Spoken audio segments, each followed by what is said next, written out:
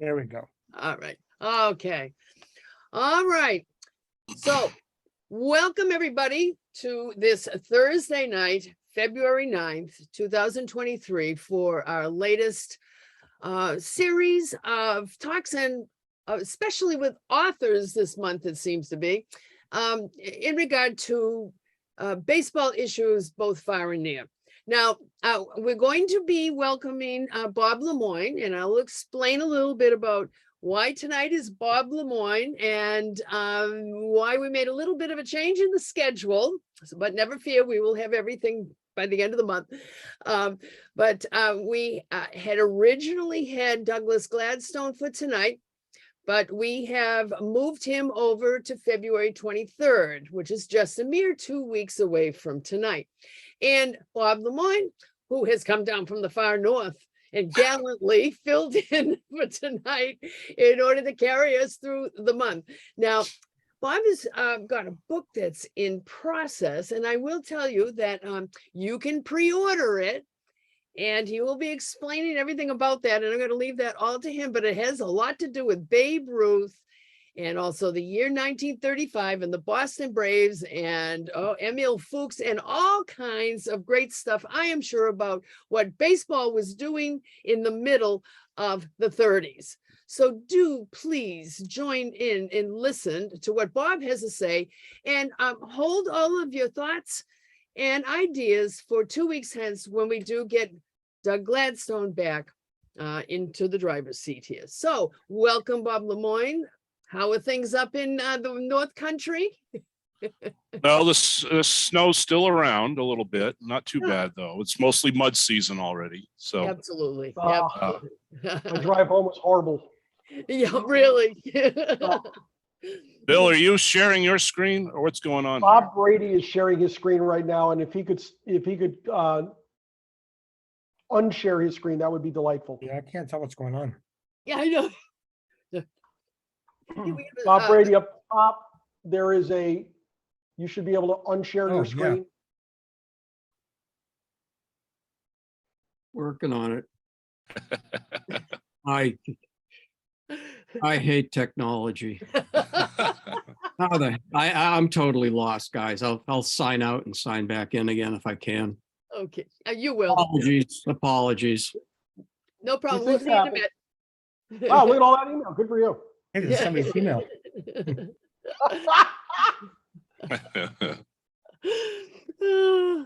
Very interesting. It's still Bob's screen. Bob. Yeah, there. Okay. And I hope it doesn't log everybody out. yeah, No, we'll all have to jump back in. Okay. That looks normal. All right. All right. There you are, Bob. All right. Well, we can sing "Take Me Out to the Ball Game" while Bob comes back. Yeah, I know. Really. But well, thank you anyway. I did share this Saturday, and I joked because it's the Northern New England chapter, which I told Bruce was the not yet ready for prime time chapter, because we're just rookies in the field and all this kind of stuff. So here we are in prime time just a few days later. So now we are ready for prime time. So We are I tell you, we're the AAA feeders here. We're just moving it right into prime time, just like in a few days, So let me go ahead and I will share this. Okay. Just to remind a couple of the late entrants here, Bob is pinch hitting for Doug Gladstone, who will be joining us 2 weeks from tonight. Yeah, I'm looking forward to that pension discussion. I was actually interested in that. So it's interesting there. So anyway, a little bit about what this is all about. Did this guy get a major league pension? No, he didn't. They determined that he was not too bad off when he retired. He was doing pretty well. I started looking at Babe Ruth and the Boston Braves a number of years ago, and I got more and more interested in the stuff I did with Bill and Bob, doing the Boston Braves book for SABR, and then these 19th century Braves books. And so I was looking at the year 1935, and why did this happen? This is the kind of stuff that, you look at Jane Levy's biography, or you go back to some of the other great biographies of Babe Ruth, and this part of his life will get maybe a page or two. He went to the Boston Braves and it was a big flop and so forth. As always, there's more to the story. There's a lot more going on there than what you ever realize. And so I address this as, this is kind of a book that will help you have a different view of Babe Ruth that perhaps you haven't seen before, and also will help keep the Boston Braves memories alive, because this is the franchise nearly collapsed at that point, and so forth. So this picture that I chose for the cover, this is probably a picture you might not have seen too much of in all the pictures you've seen of Ruth. This one was taken, and it's you can find it in the Chicago Historical Society, but probably a Google image might not bring this up. This is pretty symbolic of where Ruth was in 1935. There he is, bundled up and somber and quiet, and not a whole lot to celebrate, because he was fighting colds and he was fighting father time and so forth. So I chose this because it really symbolizes where he was and what was happening at that point. So I look at Judge Fuchs and Babe Ruth as two people who, a failing hero and a forfeited franchise. A lot of people do not realize that the franchise itself was taken over by the National League after this. One of the few times in history that has actually happened. But these are two guys who I look at as two guys who at this point of their lives were desperate for each other. And as different as they were desperate to stay in the game that they loved. They were desperate to keep going. Ruth, of course, is a player, and Fuchs as an owner. And so this is a real unlikely partnership that happened here, but it's quite interesting. I like the quote by Grantland Rice where he said that so few, and talking about Ruth, so few can appreciate the shock that suddenly comes when all dreams and all illusions suddenly blow up, when one suddenly feels tired and old and out of date, bewildered and a trifle dazed, wondering what it is all about. That's really where Ruth was at this point. And so my book basically will start with, this is kind of where we start. This is August 12, 1934. At the time, it was called the biggest crowd Fenway Park had ever seen, 46,000. And I like the roping off people as they sit on the grass out there and things like that. But this was hailed as Babe Ruth's final game at Fenway. And so huge crowd comes out, farewell tribute to baseball's idol, as Paul Shannon wrote in the Post. And so this was, a massive thing, and saying goodbye to Babe Ruth, thinking that this was the final time, because just a few days before, he had announced plans that he was done as a regular player. He was thinking that hopefully he could become a manager, which was, of course, his dream. Or he thought, I could pinch hit on the weekends when we have big crowds. I could come up now and then and do things that would help the team. But I really don't know what the future holds. So this was, and so we move ahead to that fall. Now, Ruth, of course, finishes up with the Yankees. And in November, they take the all-star trip to Japan with Lou Gehrig and the bunch of other players there. And there he is with his wife, Claire, on his right and daughter, Julia, on his left. And so Babe Ruth is at the point now, that famous trip to Japan, he's kind of blowing off any questions about what his future holds. He just kind of leaves it up and says, whatever happens, happens, and doesn't really seem to be putting a whole lot of emphasis on where he's going. Back home, however, there were offers for him, but not the offers that he was hoping for. The circus offered $75,000 for him to ride around on an elephant. The House of David, of course, you know, the guys wearing the beards, but you didn't have to have a beard. You know, they brought him in, wanted to, you know, offer him $35,000 to come in and play for them. And of course, the questions of managing. And Connie Mack seemed to flip back and forth between whether he was willing to give Ruth the team. And since he was on the trip, sort of managing these all-stars, although he was technically turning it over to Ruth. I don't know how you're managing a team like that anyway. What difference does that make? But there was these questions of whether Ruth would manage Philadelphia. Maybe Mac would turn him over, maybe not. And there were all kinds of different rumors about him managing, but none of them really came to anything. Until, of course, the rumor comes that the Boston Braves are the best place for Ruth to go. So we talk a little bit in the book about Judge Fuchs.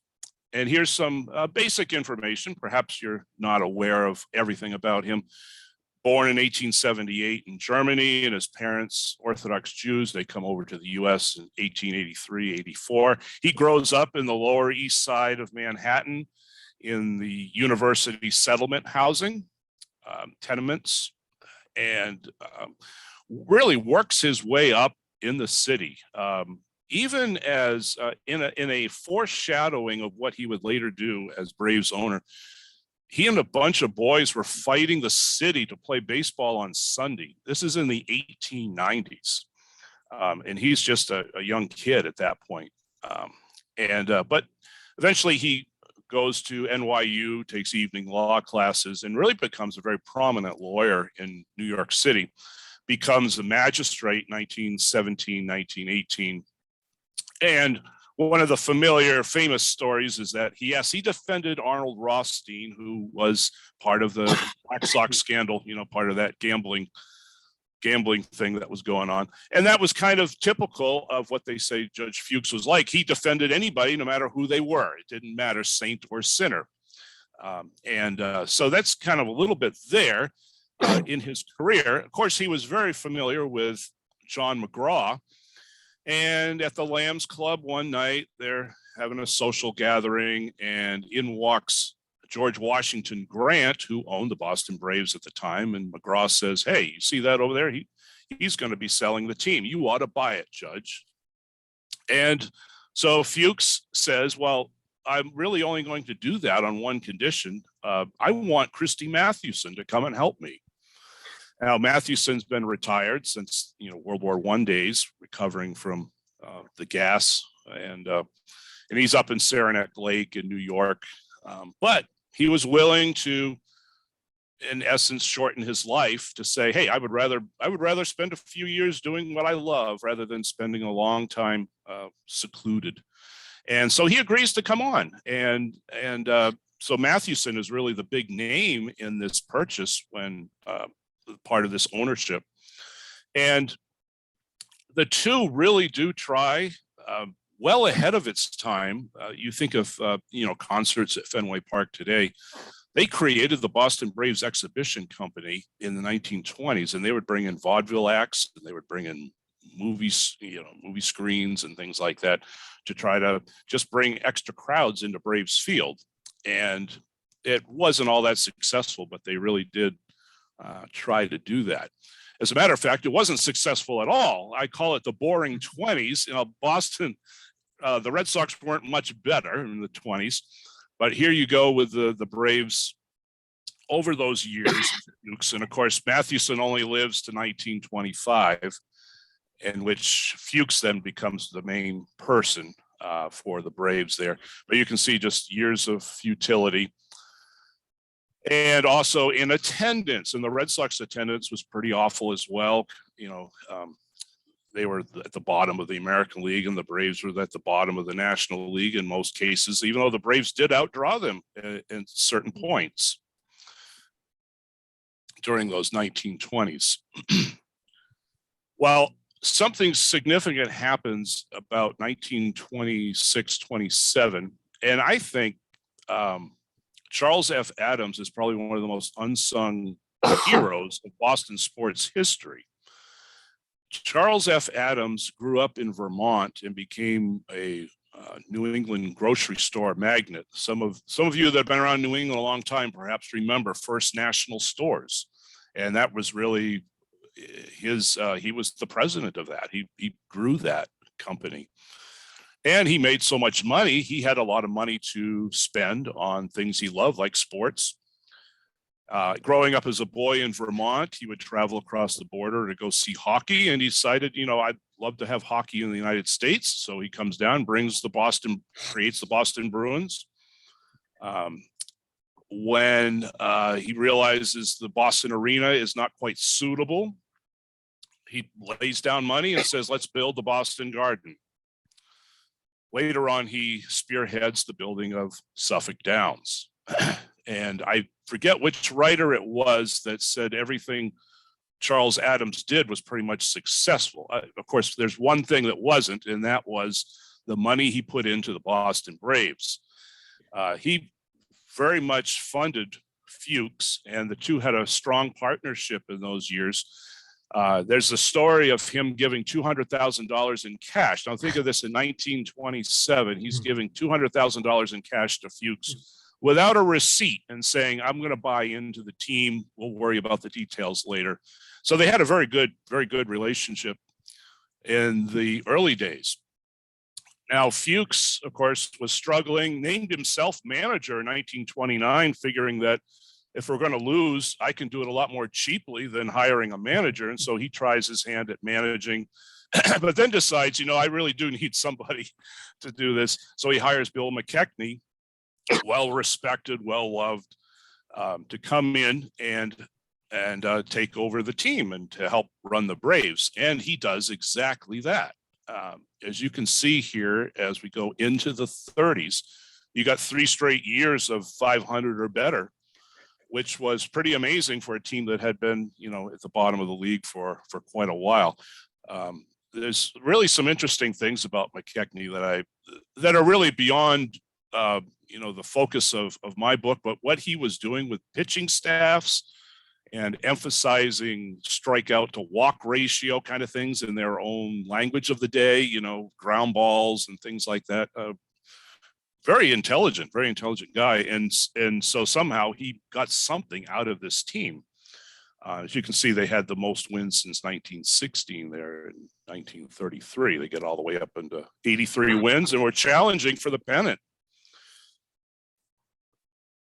However, it was not capitalizing financially, and Fuchs estimated over $250,000 that he lost over a 10-year span.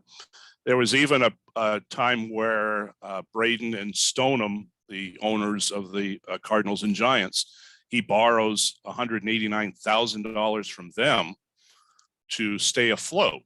And because this is a conflict of interest, the National League kept Fuchs stock as collateral. Well, Fuchs wasn't able. We're into the Depression now. There simply wasn't any money available to help pay off this loan. So Charles Adams again comes to his rescue, and Adams takes over that loan, and now has $500,000 invested in a team that he really didn't want. By his own admission, he was not a baseball guy, So Adams takes over, and in order for Fuchs to kind of recover his investment, he comes up with a plan where his friends would help buy blocks of his stock from Adams, and then Adams would simply owe his friends. He could, buy back the team gradually, paying back his friends and things like that. And that kept the team afloat for a while. He was very well loved in Boston, that there was a lot of people who did exactly that. He could rally the whole city, it seemed like. And you can see this is significant here. Look at the Braves attendance compared to the Red Sox attendance in 1932 and in 33. And then the complete reversal in 34. And we know, if you've read Bill's book, Tom Yawkey came to town at that time, 1933. And the Red Sox were now the team to see in Boston because of what he was doing with fixing up Fenway Park, bringing in stars like Lefty Grove and so forth. So at that point, the Braves really were fighting two different battles. One was Tom Yawkey, and the other was the racing craze that was happening around the country. I like what Charlie Beavis wrote. When the Red Sox were on the road, it was an easy decision to skip the games and head for the races. This is the picture of Rockingham Park in Salem, New Hampshire. And so that was all starting right there, right around 33. And so people just weren't going to Braves Field. It was easier to head for the races. And Narragansett Park in Rhode Island was, the other place that would happen. So the idea was, and Adams was into the racing craze, let's build a Greyhound racing track at Braves Field. Let's put a track right around the field. We'll have portable lights at night.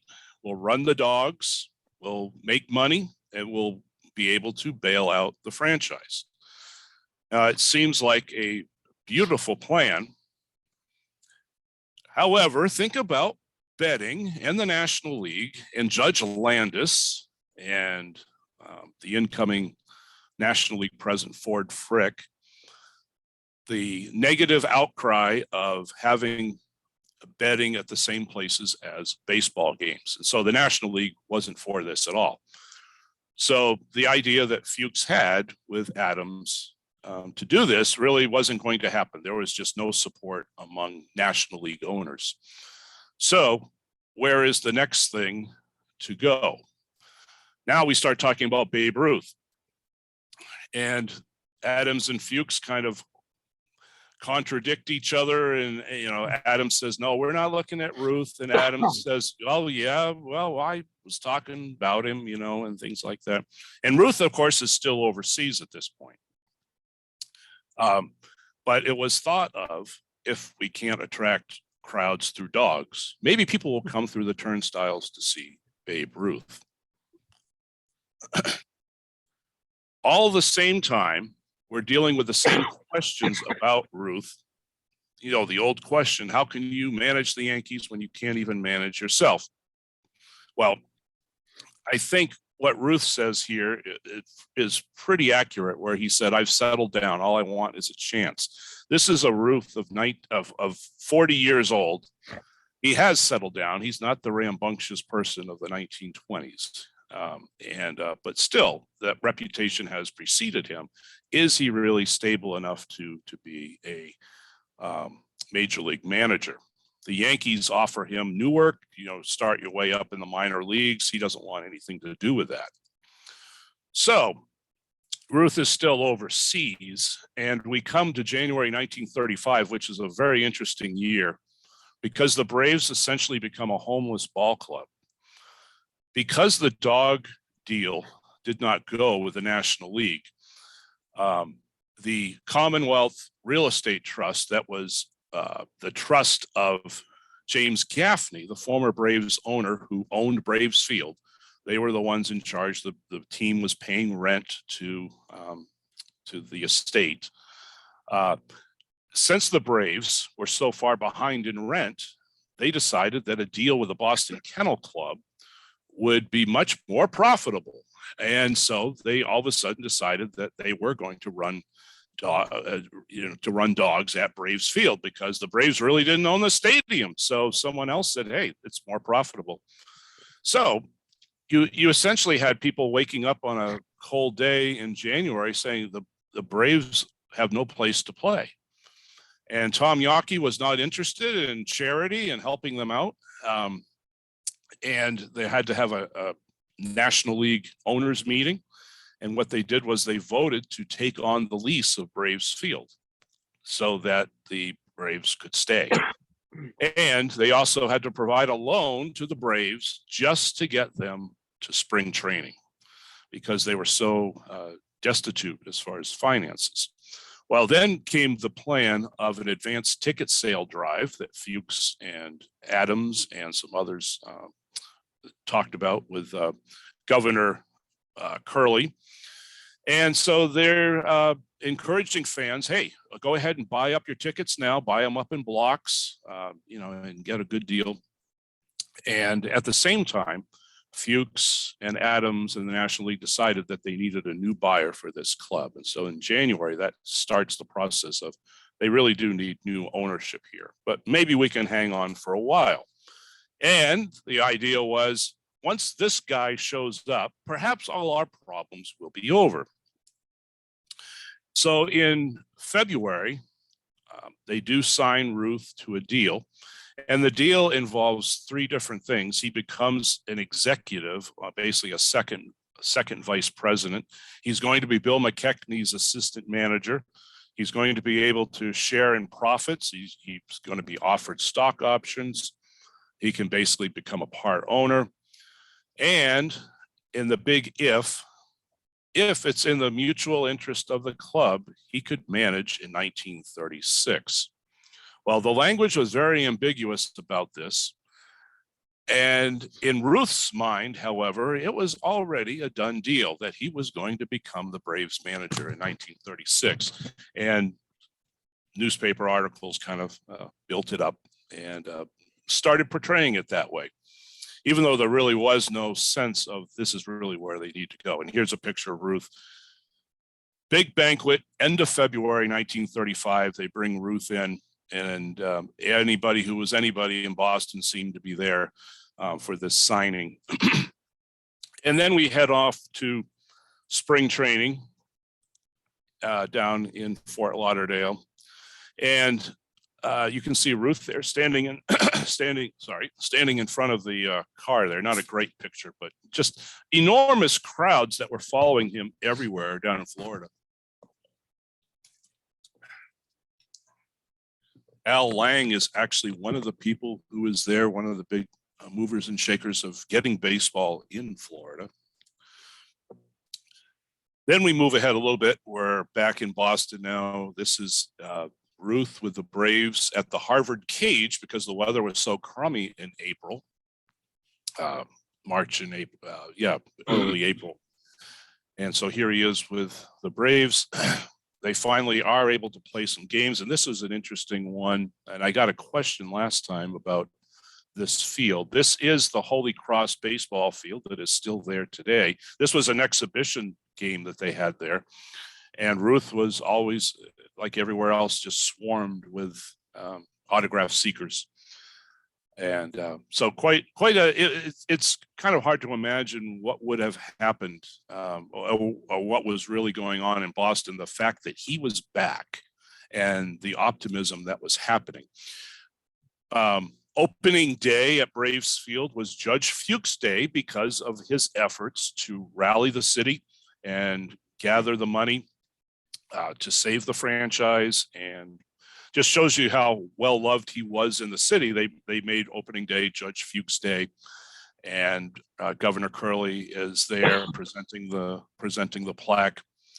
And just like Ruth, he had to have some great moment on a day like that. And of course, he hits a home run for the Braves in opening day, and they beat the Giants.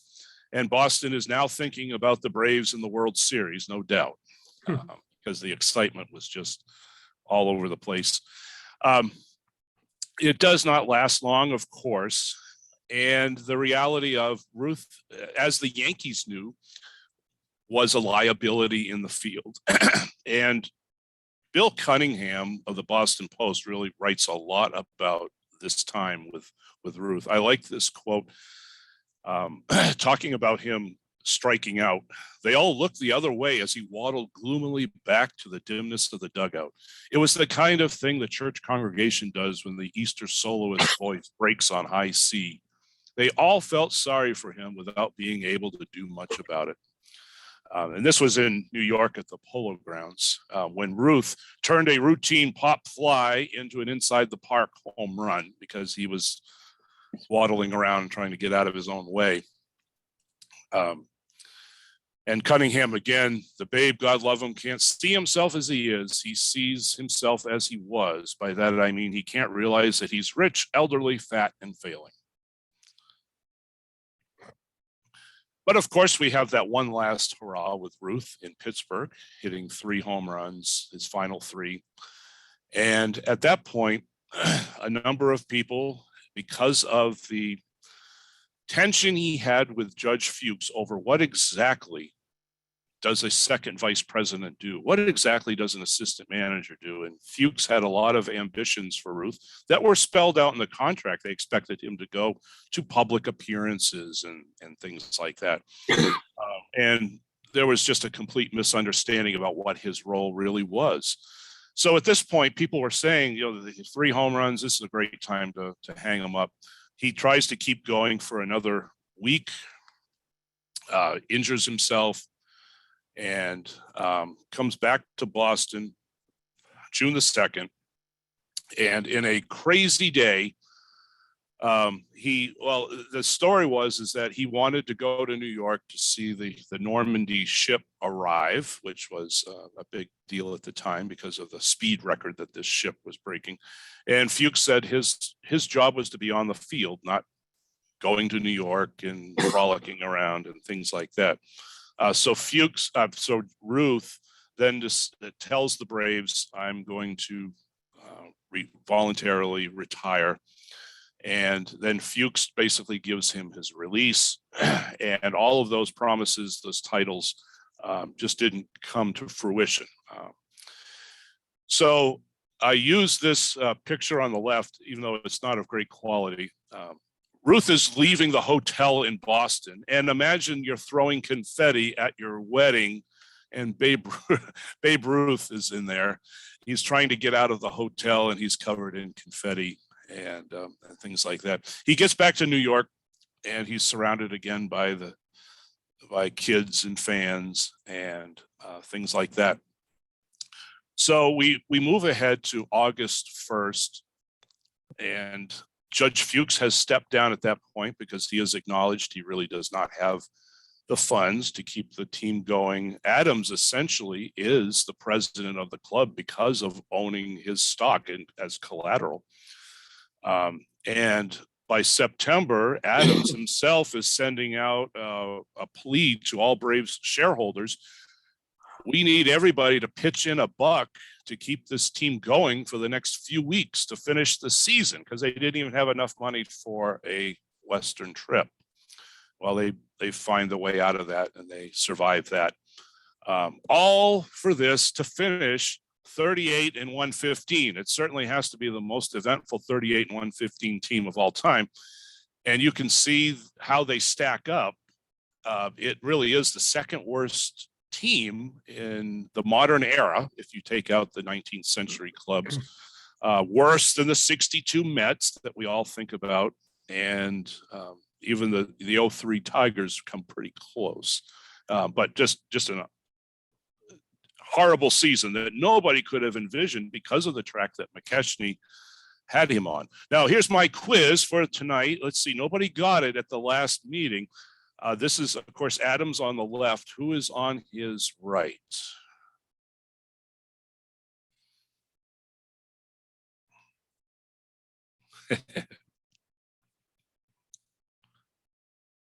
Nobody with a guess?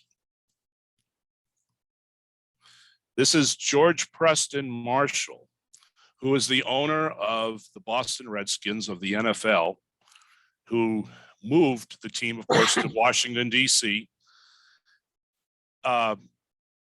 What most don't realize is how close he came to buying the Braves. If it wasn't for the logistics with the bank, he probably could have bought the Braves and could have owned 2 teams in Boston. Now, George Preston Marshall is famous because he was the last NFL owner to integrate, and he was a staunch opponent of integration. And if you've read some of the books about him, he had quite a fight with Robert Kennedy in the 60s of, still fighting integration. And so I, combined with Bill's book on Yawkey and some of the things that he's talked about, what would have happened if we would have had both men in Boston during those years if George Preston Marshall and Tom Yawkey had been there? Interesting thought. But most people don't realize how close he came to buying the team. But nobody actually bought it at that point. the National League took over the club, so it's a forfeited franchise. And then eventually Adams is able to help Bob Quinn, coming from Brooklyn, and of course the former Red Sox owner, to take over the club. And he does these different things with dropping the name from the Braves to the Bees and so forth like that. And Adams never is able to get his money back until Quinn is able to build up a syndicate that includes Lou Perini and the others that eventually take over the club. But that's kind of beyond where I am at in the book there. Judge Fuchs, of course, continued to live in Boston and was loved in Boston, went back into his law career, was always hanging around Fenway Park. And here he is after Ted Williams' last home run, coming down to visit him in the clubhouse. And so he was a regular fixture there at Fenway Park. And Judge Fuchs today is still remembered in the Judge Emil Fuchs Memorial Award, given to people for meritorious service. So my book is really kind of looking at legacy and thinking about these two guys who had such a difficult relationship in 1935, but yet their stories are much bigger. What I thought I was going to do was just end my book there and just summarize some things about, Ruth's life and things like that. But then I realized the unfulfilled expectations of Ruth in managing. And I believe that he really found fulfillment at the end of his life because of this position he was given as a consultant traveling around the country for Ford to talk to youth in Legion baseball. And so we see all kinds of pictures of him going around the country. And of course, in 1946, he's now suffering from cancer. He only has a couple of years left to live. But he's going around the country speaking and speaking to kids. And you just see some great photos and things like that really we don't see about Babe Ruth. We don't think about this era of his life. And the things that he wanted to do and he even makes statements about that I'll just live the rest of my life for the kids. Not a great photo here, but still I love this, of him just showing up and being surrounded by kids. St. Francis of Assisi didn't love birds as much as the Babe loved kids, Lee Montville wrote. And then the quote that I like the most is that Grantland Rice wrote that he thought you learn more about Babe Ruth at the end of his life than you do about the person who hit 714 home runs, because Ruth faced suffering beyond all comprehension, but his story was much more nearing the trail's end of glory than he ever was hitting 714 home runs and giving the nation the greatest thrills the sport has ever known. No one can keep him from a sick kid or a broken or blind human being. He seems to feel they belong to him and he belongs to them. He will travel the few remaining miles for the betterment of the cripples, the heart weary, and the underprivileged, those who might need help, inspiration, as he once needed such help so badly. And these are the last two. Now, this was really amazing to me. I never knew this. We've had the Boston Renegades on in these Boston meetings. The picture on the right is the last interview that Ruth gave, and it was given by an 11-year-old boy named Johnny Ross. Johnny Ross wound up, believe it or not, becoming a state wrestling champion and playing football, and he didn't let his disability keep him from sports. And he took over a game they called beep ball. And today he is known as the father of beep ball because of what he was able to do to revamp the game. I guess the game had been around in some form, but he really made it what it is today. And you can look him up and find that he is attributed as the father of beep ball. And that all came from this little boy sitting on Babe Ruth's lap in the last months of his life. And the picture there on the left is this was in June of 48, just, probably 6 weeks before he died. But I think just some incredible pictures there of that. But that's what I've got. So interested in any questions or comments anyone has on that. Just a different look at Babe Ruth and Boston Braves and all that. So We've got 27 people on, not a single person dropped off at any point, Bob. Congratulations. wow, But, Why- they should get an award. yeah, everybody, just feel free. It's a relatively small group. Just feel free to unmute yourself one by one, maybe, and, Yeah, and ask. I'll a just go question. I'll go ahead and stop the Yeah, share yeah, here. that's great. Yeah. Bob, I've got a question that I'm not sure is quite valid, but I'm going to ask it anyway, and you can run with it. When we saw your presentation at our SABR Day on the 4th, which was terrific, and I thank you for doing that. One of the things that struck me was that I guess I didn't realize that the Braves finished in Ruth's last year a little bit worse than the 62 Mets. Yet the 62 Mets are always remembered as those lovable losers and Yeah, spoken yeah. about frequently and written about frequently. And as far as I can tell, this is like the only book written about that Braves club. Do you have any idea as to why that might be, for lack of a better term? Yeah, I don't know. I like Roger Angel. I think it was on the Ken Burns thing where he's talking about why the 62 Mets were so lovable and actually outdrawing the Yankees at one point, more popular than the Yankees, because he said there's more Mets than Yankees in all of us. You know, it's more struggle than champion, you know, that kind of thing. When you look at Ruth, yeah, the past couple of days. yeah. Because when you look at Ruth obituaries and things like that, or even look at the major biographies, they just skim right over the Boston Braves. You know, you talk about the great legend. And I think there's more to be learned from the end of a legend, you know, the mortality and who they really were as a person. And so this kind of went beyond where I imagined. I didn't imagine going there. I always thought we were just going to summarize 1935 and, you know, that'd be a nice story. But, you know, really you think of Fuchs and Ruth as two guys that just loved the game and would do anything to stay in it. And that summarizes all of us, you know. I think. Since you spoke about this the first time with me at my home up here a while back when we were organizing up here, I've been so excited for this because it's such a fresh take on Babe Ruth. And it's such, in my opinion, an interesting subject to take on. That Braves team that had Ruth and nobody else. That it's never been done. So kudos to you for taking this deep dive and giving that year a lot of attention and study and a face to it, for lack of a better term. I just can't wait to read this book. Thanks. My pleasure. When will the book be published? Yes.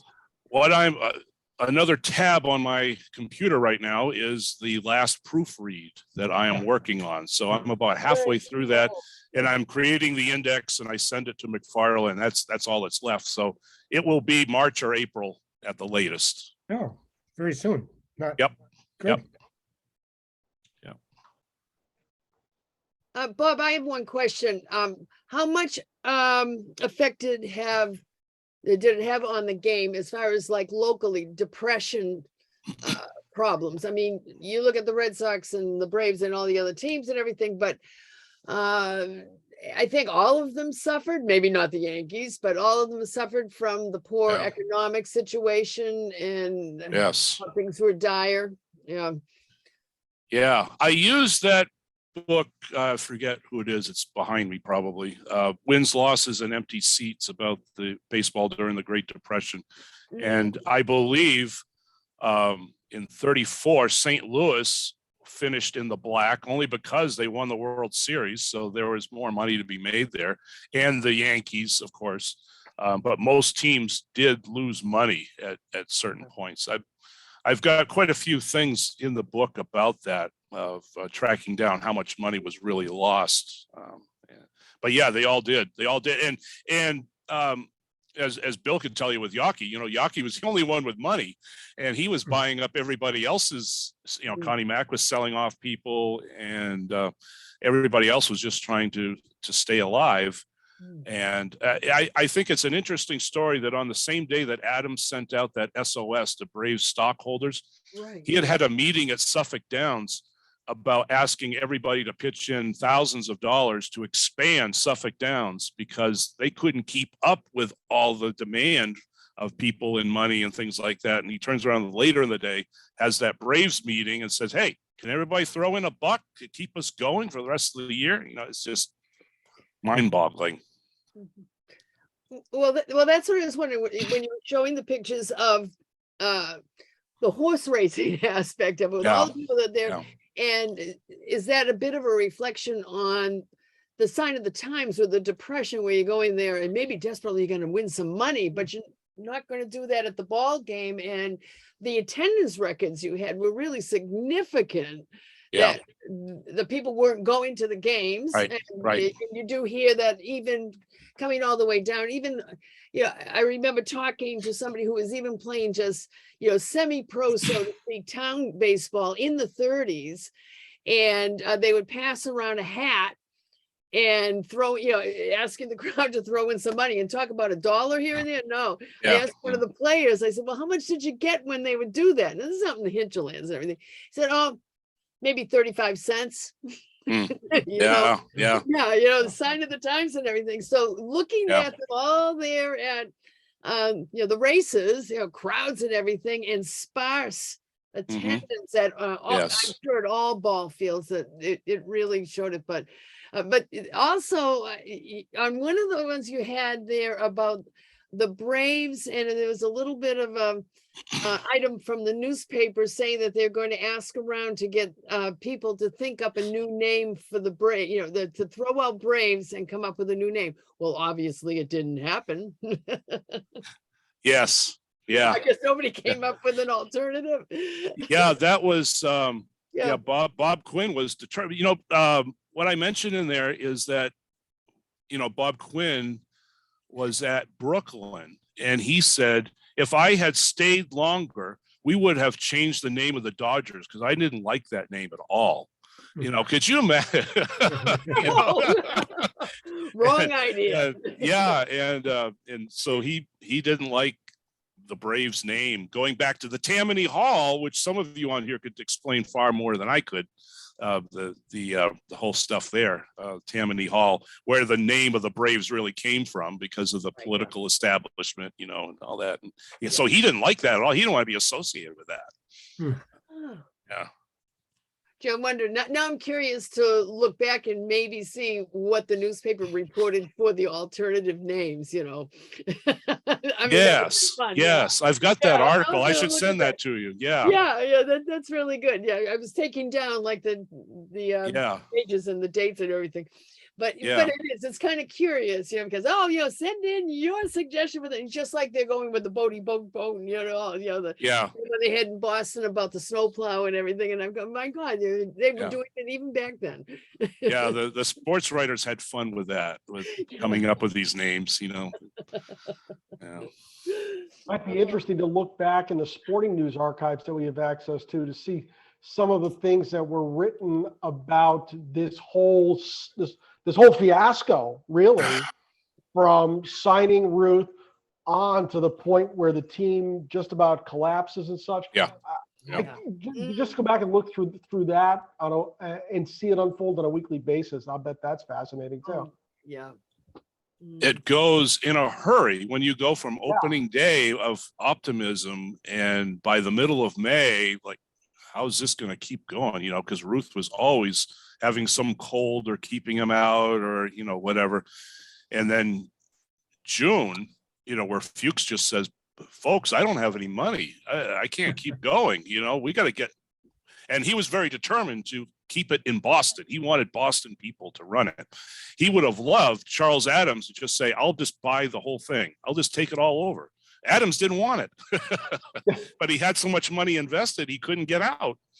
And because Adams had all his, his groceries and Suffolk Downs and the Bruins, he had plenty to do.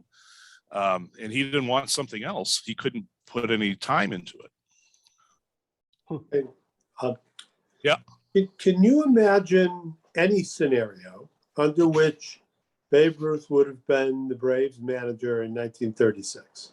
Do you think that was ever really on the table? I think if everything had gone well and he would have drawn people in, I think they would have taken a chance. I think they probably could have. If everything had been successful, maybe they stayed around fourth place or something like that.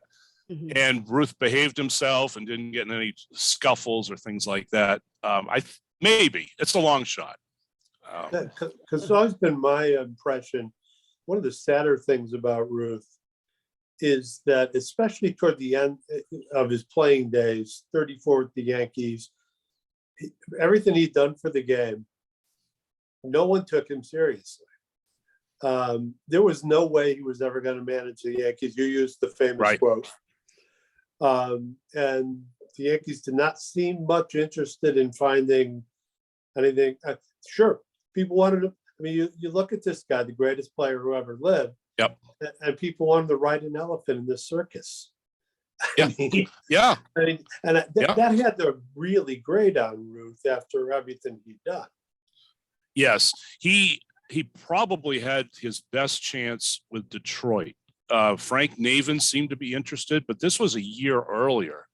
And Ruth was going on another overseas barnstorming thing, and he didn't really get back to him. And then when he did call Navin, it was about 2 a.m. Detroit time, and he didn't realize the time, it's just kind of thing. And so he blew his chance with that. But there were different possibilities that came up. I mean, Clark Griffith in Washington said, "Oh, Ruth has great managerial potential, but no, it won't work here. It just won't work here." There wasn't anybody that really stood out and said, "No, he's no way he will." There are 16 places where it wouldn't work, I suspect. Yeah. Well, what was funny is that Ruth kind of assumed that this was going to happen. Bill McKechnie was never told anything about this. And so they were going on about, well, if Ruth really shows himself well, and maybe he works himself up to, to be a manager in 36, we'll promote Bill McKechnie to, to the front office and things like that. And McKechnie's phrase is perfect. He says, "What would I do in an office?" He had no ambitions for a front office position, So it's really interesting. Some people look at it as, Fuchs double-crossed Ruth, Ruth double-crossed Fuchs. I just see it as two people who were desperate to do anything to keep going. And I think they would have, I think he probably would have given the reins to Ruth if everything had been going well, people pouring into Braves Field and all that,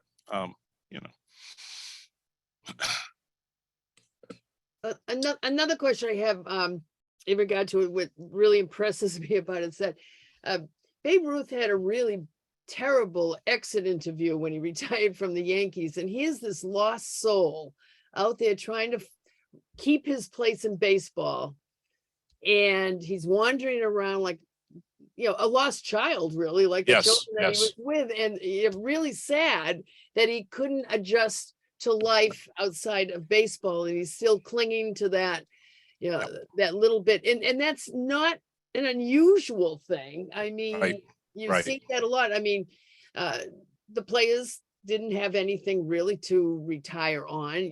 Maybe they can go and either work or own a saloon or all those little things like that. And a lot of them just became more lost souls or played in the in the hinterlands and just trying to cling on to that. Yes. He's kind of the classic epitome of this.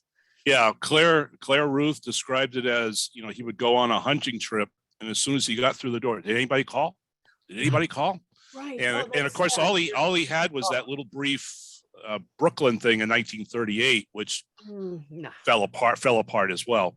Really, But yeah. yeah, he was just always waiting for a phone call that never came.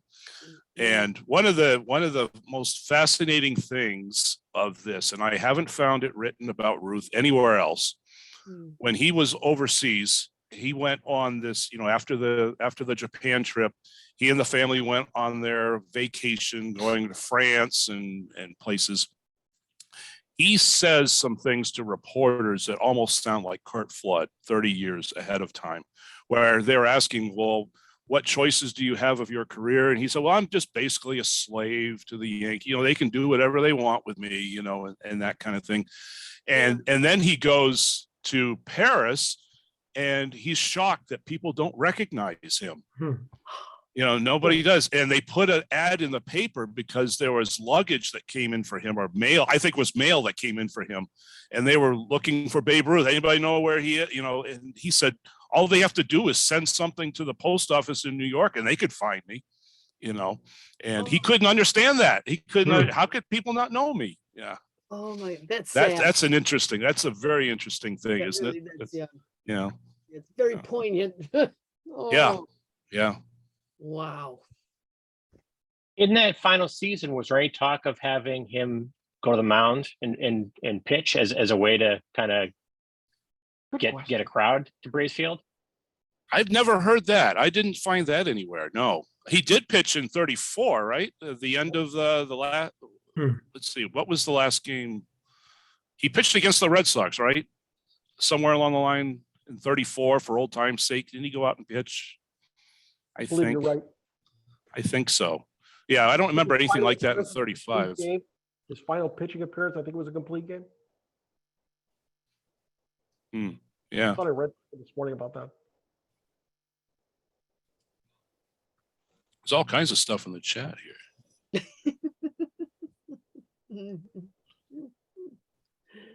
Oh, wow. Yeah. Alex had some good comments. Yes. There talking about the team name being the Bees. Yeah. Yeah.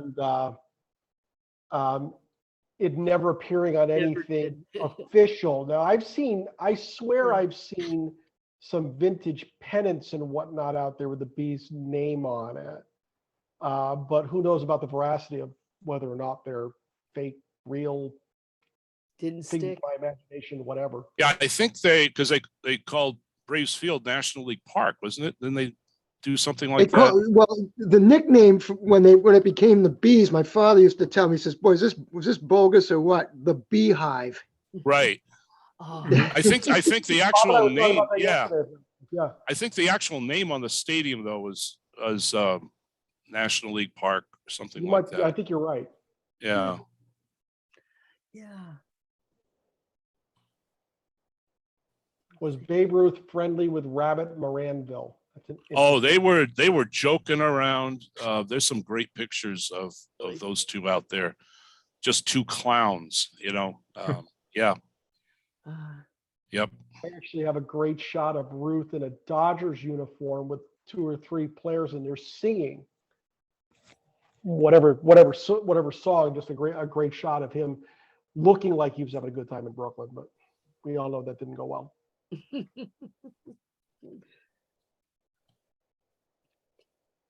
It's a tough story, and you really put a beautiful humanizing touch on it. Yeah. I know Carolyn Fuchs is on this call. Do you want to jump in? Oh, for heaven's sake. I will want to say that after I interviewed Carolyn over the phone, I knew this was a story I had to tell. I was kind of in doubt up to that point, but after talking with her, I thought, well, I've got to keep going with this. Mhm. Well, all I can say is I think you really captured the essence of it. Two people that love the game, Babe's playing, the judge trying to keep them in Boston. I mean, that was his one goal. I think some of you know Henry Ford offered him a lot of money Yeah. to buy the team, but he knew that he was going to move them to Detroit. And at many of the Braves meetings over the year, that's usually the one time, Bob, I would stand up and say, yeah, I lost my inheritance because that he bought that, but he did not, he wanted to keep the team in Boston and Mhm. you know, Knott Hill Gang, the Ladies' Day, the Sunday baseball. He lost his shirt, but it didn't matter. He was so happy. And I think you captured that essence, which I don't think every story does. And, you know, when I did a one chapter and went and spent quite a significant amount of time at the Boston Public Library, you know, it did state that he brought him in as an assistant manager. And I think to your point, if they had done well, sure, he would have, you know, nobody else wanted him. I mean, I think it was McGraw or I don't know which one came to my aunt and my uncle and to my dad and said, you know, you saved us by hiring, he said to the judge, you saved us by taking the babe on because nobody wants him. I do think his intention hopefully was to build up the Braves, but it was a win-win. It was Yeah. to your point. I think that it would have been great if the babe was successful and it would have made the Braves probably more successful. Mhm. But great stories. I can't wait to read it as well. Yeah.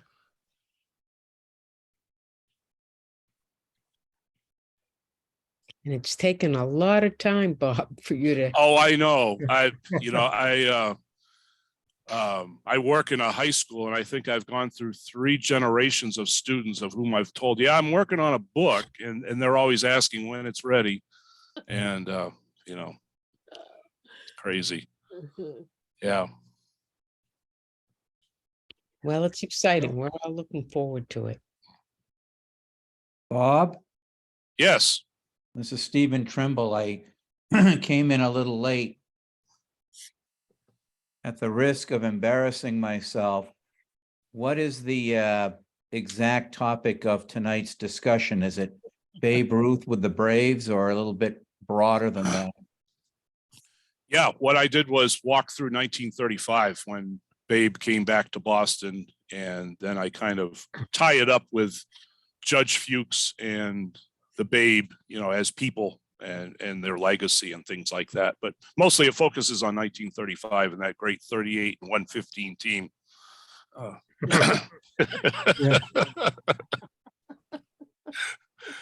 Yeah. Yeah. It's kind of a unfortunate juxtaposition there with Yawkey coming in with all the money with Jimmy Fox and I forget who else you mentioned, but you know, he just bought up all kinds of people, refurbished the ballpark at just the time that the Braves were suffering the most. Yeah. Yep. Mm. Yeah. And, you know I mentioned Charles Adams. He really is an interesting person. You know, he's in the Hockey Hall of Fame. You know, the Adams division was named after him. And of course, Weston Adams and who is it? Western June. I'm not a hockey person, so I don't know. I know this, his son and grandson, right, ran the Bruins in the 70s and then later on. So quite a legacy of that family. And nobody realizes that he was involved with the Braves. You know, that was such a forgotten thing. If Adams had said that he wanted to buy the Braves, would he have to give up Suffolk Duns, or would Major League Baseball let him keep it? That's a good point.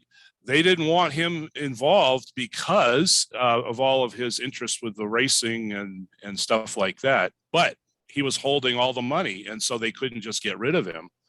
And so he was trying to find somebody to, you know, just run it under him, and so he wouldn't have any day-to-day dealings with the club. And so, yeah, and that's basically what Quinn became, because Adams still had the money for quite a while. It took Quinn about 10 years to pay off all of that to Adams and build up that syndicate, which included Perini and the next level of the story with the next ownership. I remember Stephen Trimble. I remember a few years ago, and for the life of me, I don't remember the exact reason. I think I must have met these people just briefly. This is like an hour, if that. I was in Situate, Massachusetts, and I couldn't tell you how I met these folk, but again, it was like a 1 hour. Hi, how are you? Boy, that name sounds familiar. And if someone out there knows a little bit more than I do, it was, I'll say, the grandson or the granddaughter and her husband of Mr. Perini. Oh, And that couple was living in Situate on Front Street in this new kind of condominium area, but they were planning to move. They would have maybe been in their late 60s at the time.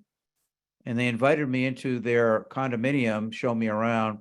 And I said, do you have anything from, the Perini days? And she said, no, not at all. I said, really? Wow. That's kind of a little disappointment. It's like a great or a granddaughter or a great whatever that would work out to be. She wasn't all that old, but pretty spry. And I said, oh. And she didn't really remember a whole lot and have a lot to share. They were very big supporters of the Jimmy Fund in the early days. yes. Now, the Babe Ruth thing, a couple observations I was thinking.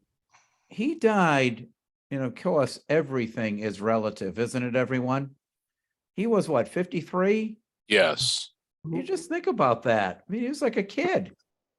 And Yeah. And so forth. And now one thing I've thought about, any thought of his lifestyle might have annoyed people as time went along and people got weary of it and just kind of put him in the back burner? Well, I think that was part of why they weren't going to, most owners were reluctant to turn a team over to him just because of that reputation.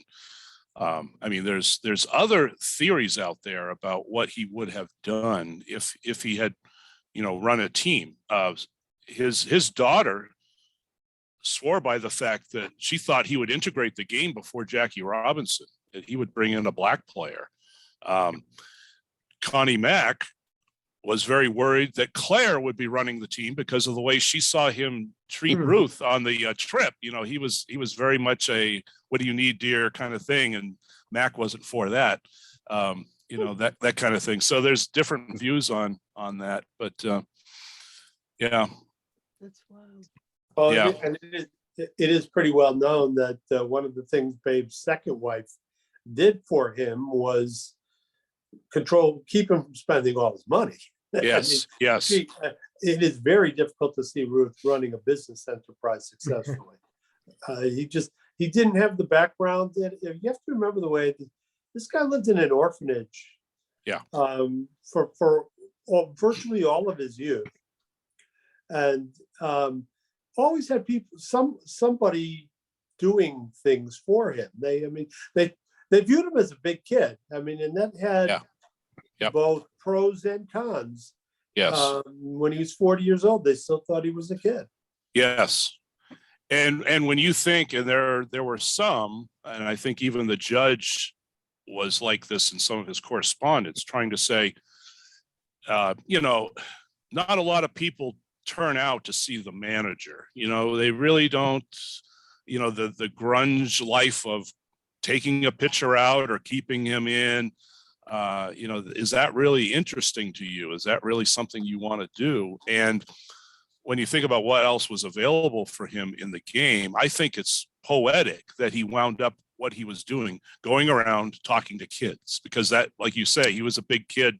That's really what he was. And that's where his love was. I wish that it had happened that he could have done that for the last decade or more, instead of, trying to get back into the game that didn't want him.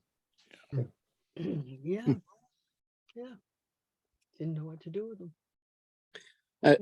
This is Dewey Jones up in northern New Hampshire. I just wonder how he would have handled a pitching staff. He's sort of the Shohei Ohtani of his generation. He could pitch and hit, and I think they kind of compare him at times to Babe Ruth.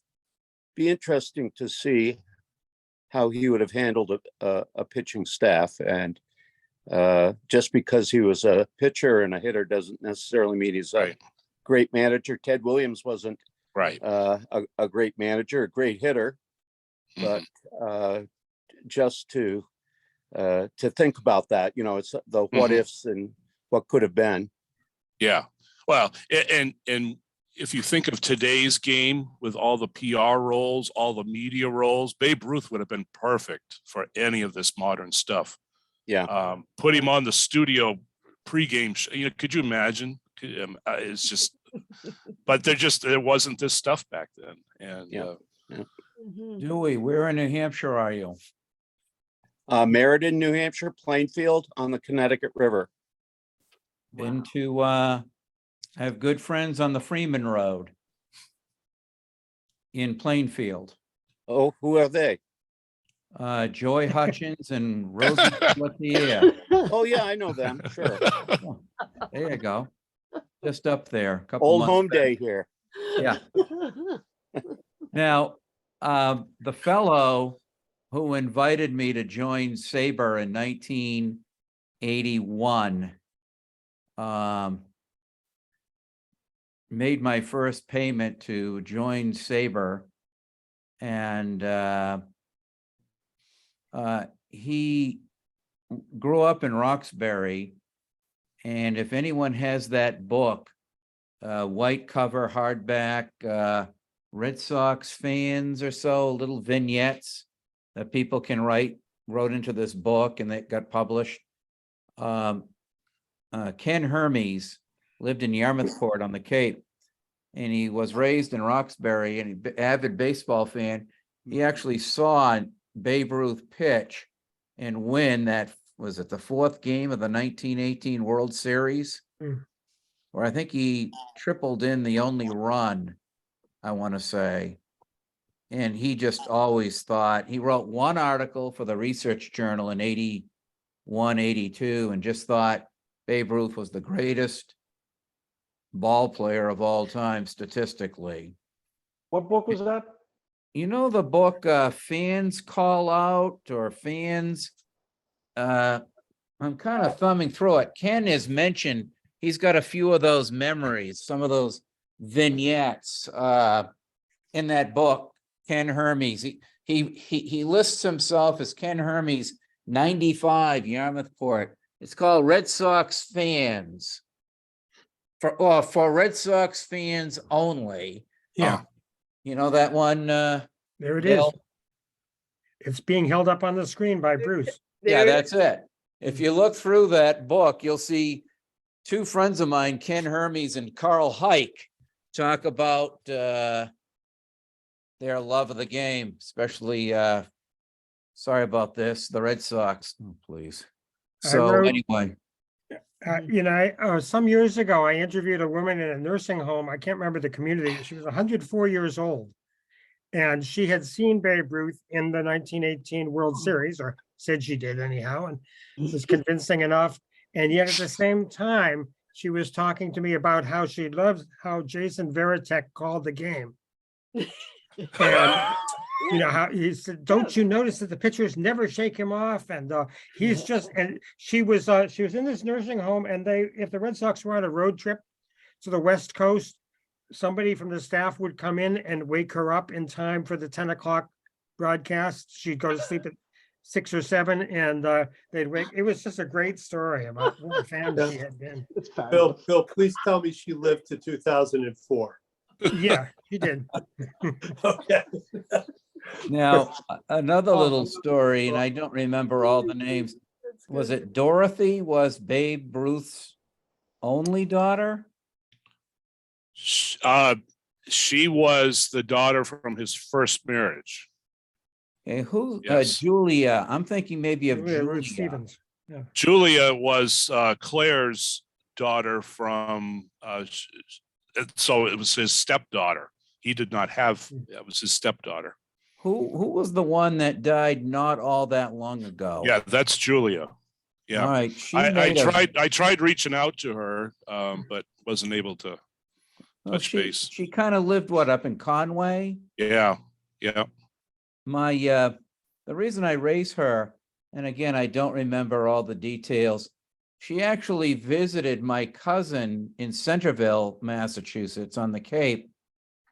He owns the Barnstable Bat Company, and she came, and I think my cousin most likely made a bat for her, put her name on it, and she might have gone in the backyard and swung it a few times and talked about Babe Ruth or what have you. Kind of, you know, just those little local connections are kind of cool. Yeah. Yeah. Great. Great. Well,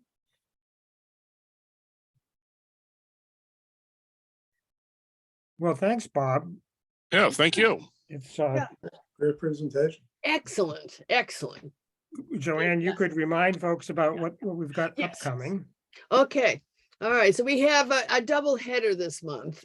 So anyway, in 2 weeks, on the 23rd, we will have Doug Gladstone. We had rescheduled him to 2 weeks from now at a more convenient time for all. And he will be talking about a bitter cup of coffee. And we will be hearing all about how perhaps today's generation of baseball players are being exploited, neglected, and all of that. So it sort of works out very well with the Babe Ruth story about him trying to find his way around and maintain himself. Of course, he probably had a lot more money on his plate than a lot of these other retired players now have today, which is kind of ironic because everybody thinks that all these players out there are making a heck of a lot of money and they're all retiring and living the life of leisure, but it's not true. So this will be an interesting contrast and comparison with yours. So, I'm really kind of glad. I got to thank you for jumping in on this, but I think this is a great precursor to that story later, actually, because there are some tie-ins there. And Babe Ruth got a bitter cup of coffee as he was struggling to find his place in baseball in the 30s and in the last years of his life. Kind of like the same thing that a lot of other players today are now facing as well. So thank you very much for that. well, one of my favorite captions of Babe Ruth is in that, well, probably a few books, but Babe Ruth is maybe on the farm in Sudbury. And the caption reads, Babe Ruth stays in shape for the next season by chopping wood. Yeah. Oh, yeah. Yeah. Yeah. And I just think, what player would say, I did enough of my, I got into shape all winter just by chopping wood. Just classic. Classic. Story. Hey, Yeah. before we go, if you don't mind, the Northern New England chapter will be meeting Monday night at 7 p.m. right here on Zoom again. We have a very special guest coming in, the general manager and president of the Portland Sea Dogs, Jeff Iaquesa, will be in to have a conversation with us about what's going on up in Hadlock Field this year. I think he'll be a great guest to chat with, to see what's going on in the Eastern League in 2023, and everybody is invited to join. If you would like the registration link, you can send me an email at bruce@brucemcclurenh.com. I would love to see all of you there Monday night. What is it again, Bruce? What you want, my email, or do you want the? Yeah, the email to. It is bruce@brucemcclurenh.com.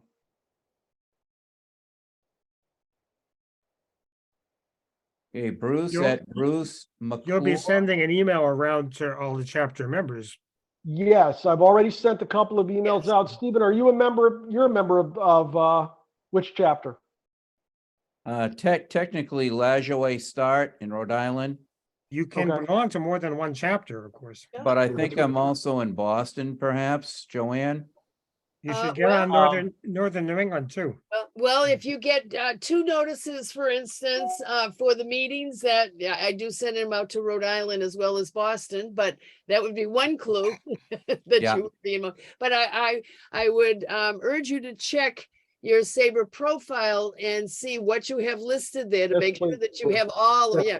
yeah, because I'm on the New Hampshire, the Northern New England one. Thank goodness I was passed over when I was part of the main chapter, and all of a sudden, oh my gosh, I'm getting all this. But anyway, that's Joanne, it wouldn't be the same Yeah. without you. yeah. Bruce, there's that was, yeah, I wonderful. was very friendly with the late Charlie Eschbach years ago, when he was general manager of the Bristol Red Sox, who I covered in Connecticut in 1979 Yeah. through 86. So it sounds, I know Charlie just passed away this past summer. But I'm in the Bob Davis chapter down here in Maryland, but I get to Boston. I'm in the Boston one too. So Yeah. look forward to that. Yeah, we do see You you can from always time to time. Yeah. you can always pick up the registration link in the events calendar at Yes. saber.org too, everyone. So, geez, Yeah. Walt, you were in Connecticut. I knew I recognized your name. I'm from West Hartford, Connecticut. Oh, geez. I worked for the Bristol Press. Right here, I am holding up something that Ed Kenny Jr. gave me. You probably can't read it, but it says Just curious. 1981 Bristol Red Sox Eastern League champions. I worked for the New Britain Rockcats, my friend.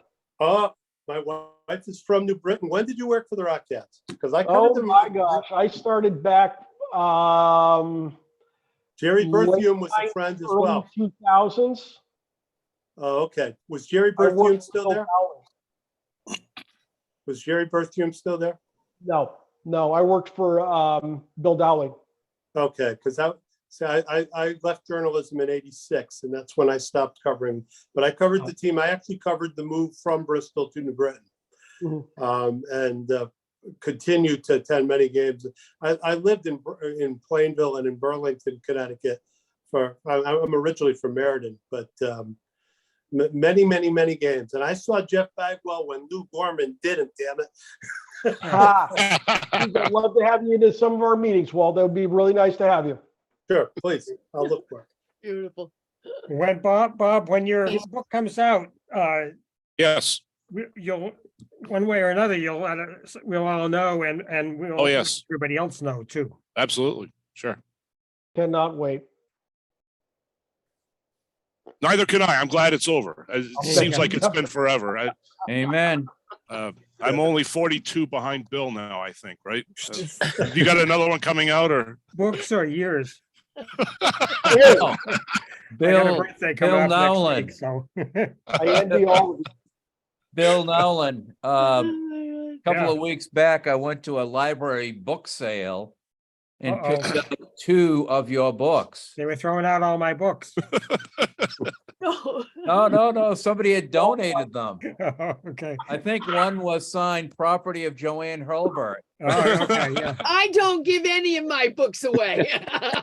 but It's a I'll tell you forgery. the 2, and I'm None of them. I looking have through them. everyone. In fact, I just finished this morning your article on, with Bill Prime, et cetera, on Bernie Carbo. Tomorrow I start Tony Canigliaro. That's the 48 season and the 75 season. Mm-hmm. And handsome books. Yeah, we did SABR, not national SABR, but local books on both of those teams. The 48 book involved the Braves as well. And yes, and reading some of those bios is inspiring me to get beyond paragraph 1 of the of my article for SABR with our friend John. So hang in there, Bill, we'll get it done. Mr. Ripley. Yes, I went by his house tonight. Looking forward to it.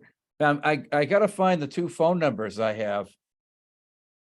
So I Now, can if there's connect. anybody on the call that wants to write a bio, and you don't have an idea who you might like to write, I'm always trying to scrounge up biographers for Red Sox players, because SABR has put together quite a string. We've got a bio for every single Red Sox player through 1975, and within the next few months, that will extend through 1986, which is pretty That's impressive. fabulous. Every single player. But we've got some people, for instance, I was looking at the list earlier today from 1991, 1992. I'm looking for somebody to write up John Flaherty, somebody to write up Scott Taylor, and somebody to write up Paul Quantrill. There's Paul some names. Quantrill. Well, I wish I had the talent to do that. You It's do. just telling stories. Yeah. Now, They have to be true, Bruce. of course. well, how, They have to be So- true. so, Bob, how many years did it take you to write this book? Yeah, probably off and on 9 years, 8 years. something Okay, like that. hang in there Yeah. with me, Bill. Now, Bruce, where are you up in northern New Hampshire there? I'm in New London. I'm halfway between Concord and the Vermont border. Oh, yeah. Any ball Someplace- players from New London? Sorry, Any major leaguers from New London or that area?